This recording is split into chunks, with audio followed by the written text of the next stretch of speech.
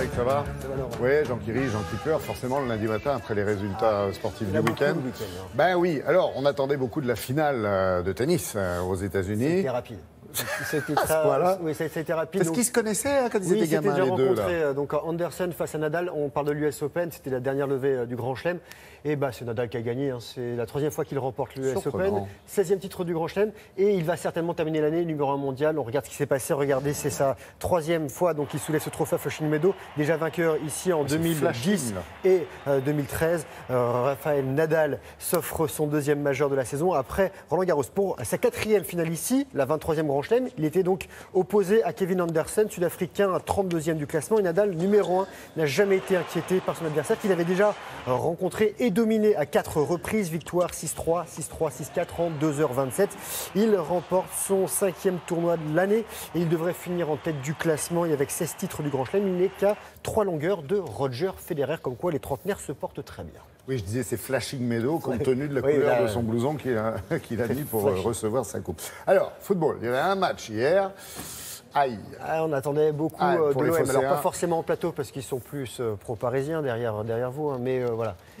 Quand même. Non mais là ici, oui, je parle pas derrière l'écran. Hein, et ici c'est Paris. Ouais, ici c'est alors Paris. Que nous, on a les Marseillais partout en France. Ils ont perdu pour la deuxième fois d'affilée. Voilà. On regarde ce qui s'est passé. Ça se passait chez eux en plus. Ces Marseillais, ils sont en blanc. Regardez, ils accueillaient Rennes. Les Bretons en quête d'une première victoire cette saison ouvrent le score dès la 2e minute d'un somptueux but de Cazerie.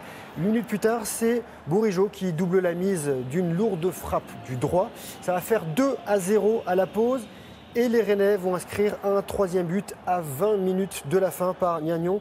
Sanson va quand même sauver l'honneur marseillais en réduisant le score. Mais l'OM s'incline tout de même 3-1 et se retrouve 10e.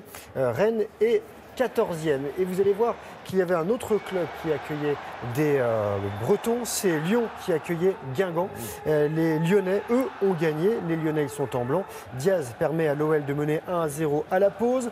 71e minute, c'est Marcus Thuram, fils de Lilian, qui va offrir l'égalisation au Guingampais. C'est son premier but dans l'élite.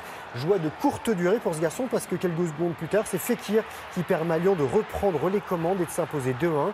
Lyon est 3e du classement derrière le PSG leader et Monaco. Dernier résultat de foot, un partout entre Saint-Etienne et Angers.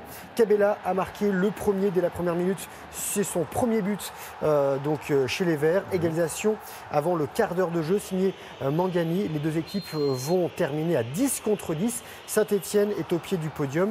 Angers est 7e. Cabella qui vient de Marseille, non? Oui. Ouais, c'est ça, Marseille où les supporters vont faire la gueule ce matin. Alors, il y avait aussi un match dans le sud, tiens, justement, pas très loin, à Toulon, dernier match de top 14. Top 14, exactement, c'était la 3e journée et Toulon a gagné. Regardez ces Toulonnais, c'était un petit peu compliqué quand même face à Toulouse. Les vice-champions de France chez eux étaient menés à la pause 13-10 et ils l'emportent finalement 20-16. Et c'est Varrois de Étriard et ici de Touissova. Toulon qui est 4e derrière le trio tête Montpellier, Racing et La Rochelle. Toulouse est 8e. Dans l'autre rencontre du jour, Pau gagne enfin après 2 défaites lors des 2 premiers matchs. Les Palois écrasent Lyon 30-14. 3 essais pour Pau, dont un doublé de ce garçon, Watisoni Votou. Pau est 10e. Lyon, qui avait remporté ses 2 premiers matchs, est 6e. Voici son 2e essai. Dernière étape du Tour d'Espagne et dernier tour de roue pour Contador, qui courait donc pour la dernière fois dans sa carrière. Il termine 4e de cette course. Victoire du jour pour l'Italien Trentin et première place sur le podium pour Chris Froome qui n'arrête pas de gagner. Le Britannique aura donc réussi le doublé Tour de France, Vuelta. Et pour finir, course à pied, la parisienne, 21e édition, 27 252 femmes se sont retrouvées au pied de la Tour Eiffel pour fouler le pavé parisien de cette course 100% féminine dont le départ a été donné par la ministre des Sports, Laura Flessel. Au menu, 7 km dans une ambiance festive et musicale. Il y avait 1000 musiciens qui ont accompagné les coureuses dans leur effort. Et victoire de Fadoua Ledem en 24 minutes 14. Ça fait du 17 km/h. C'est une belle foulée. Merci Greg.